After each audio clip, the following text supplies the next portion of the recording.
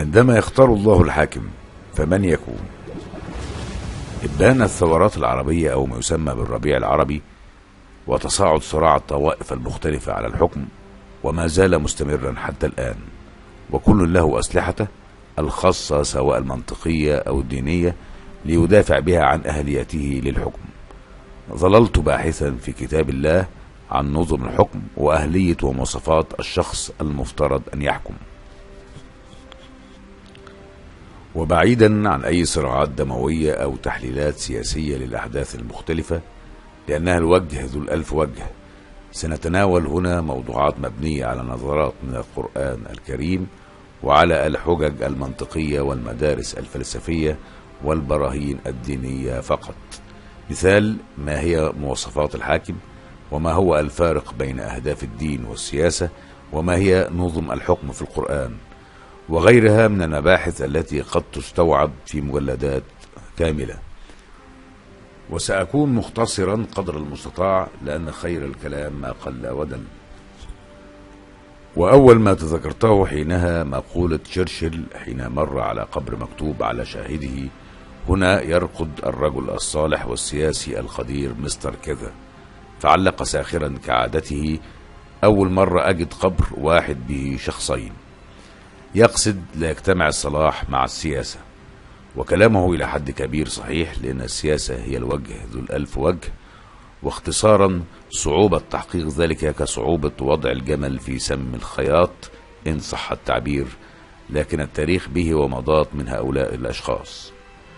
وحينما كنت أقرأ سورة البقرة توقفت مليا عند قوله تعالى: ألم تر إلى الملأ من بني إسرائيل من بعد موسى إذ قالوا لنبي لهم ابعث لنا ملكا نقاتل في سبيل الله قال هل عسيتم إن كتب عليكم القتال ألا تقاتلوا قالوا وما لنا ألا نقاتل في سبيل الله وقد أخرجنا من ديارنا وأبنائنا فلما كتب عليهم القتال تولوا إلا قليلا منهم والله عليم بالظالمين.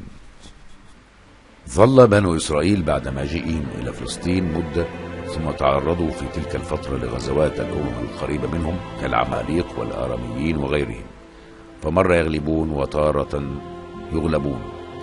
وقد كان العبرانيون في حرب مع جالوت وجيشه فغلبهم جالوت وأخذ تابوت العهد منهم، وهو التابوت أي الصندوق الذي فيه التوراة أي الشريعة، فعز عليهم ذلك لأنهم كانوا يستنصرون به.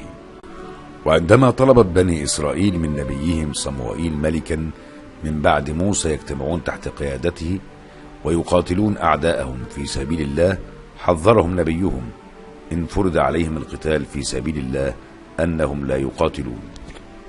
لكن ما لم يذكره أحد إنه كان من المفترض هنا أن يكون قائدهم في هذه المعركة هو نبيهم صموئيل الذي بين أيديهم، فهو أتقاهم وأعلمهم وموحي إليه من الله، فأي قائد أفضل منه. وهذه أول إشارة من القرآن إن صلاح الشخص فقط وتقواه حتى وإن كان نبيا فهو غير مؤهل للقيادة. ثم قال تعالى: وقال لهم نبيهم إن الله قد بعث لكم طالوت ملكا قالوا أن يكون له الملك علينا ونحن أحق بالملك منه ولم يؤت سعة من المال قال إن الله اصطفاه عليكم وزاده بسطة في العلم والجسم والله يؤتي ملكه من يشاء والله واسع عليم. وبعدها يخبرهم نبيهم وهو موحي إليه من الله إن الله قد اختار لهم طالوت ولم يرضوا به ابتداء لأنه كان فقيرا وطمعوا في أن يكون أحد أشرافهم هو الملك، لكن الله قد اختاره. ونقف هنا عند مواصفات اختيار الله للحاكم. نجد أنه أولا مصطفى من الله أي لتقواه وصلاحه، وهي ابتداء يجب أن تكون أول صفة في الحاكم، لكن لا تصلح وحدها كما أشرنا. ثانيا زاده الله بسطة في العلم، وسنقف هنا جليا عند بسطة العلم. وبسطة العلم غير العلم، فأساطين العلم وهم العباقرة لهم وضع مختلف في الهندسة الاجتماعية ولا يصلحون أصلا لإدارة شؤون حياتهم، فما بالك بالقيادة. ومن ضمن من تطرق إلى تفكير هؤلاء العباقرة والقادة والتفكير الإبداعي هو إدوارد دي بونو في كتابه الرائع التفكير الجانبي، موضحا الفرق بين العبقري والخبير.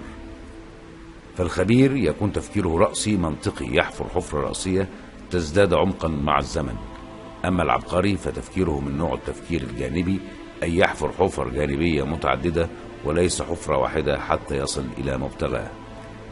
أما بسطة العلم فهي تعني كلا النوعين مندمجان معا، فالخبير هو القابع تحت الشجرة يدقق في تفاصيل أوراق الشجر، أما من له عين الطائر فترى تضاريس الأرض كلها بمدى أوسع بكثير من الخبير.